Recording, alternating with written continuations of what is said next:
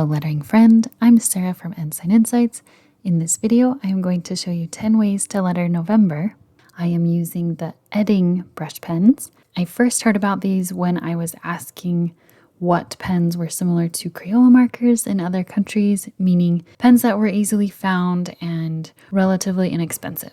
These were from Europe. I don't remember if it was the UK or if it was Germany. So if Edding brush pens are easily found where you live, let me know.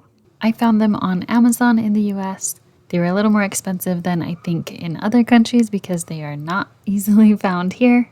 And I talked a little bit more about them in that other video called International Pens compared to Crayola markers. And I will leave that linked below. They are really, really good brush pens. They have such a nice bounce.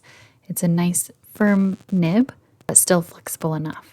If you would like to practice these worksheets with me, I will leave the details below on how you can download this worksheet. I can't believe it's already November. I started doing this in January, these videos every month.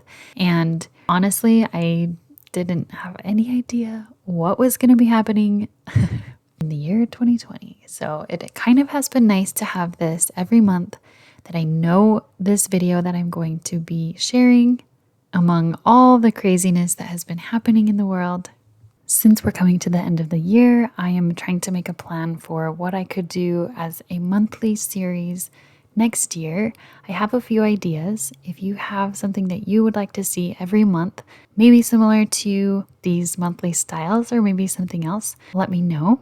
I always appreciate your comments. I appreciate hearing from you and chatting with you about the different pens I'm using and the different styles. So thank you so much for being here. Thank you for sharing my love of colors and my love of lettering. I am going to leave the rest of this video in real time with some music. I hope you can print out these worksheets and practice along with me, and it can be a little calm in your day. Once again, thank you so much for being here. I want to remind you, the way you create right now is exactly where you need to be. I will see you next time.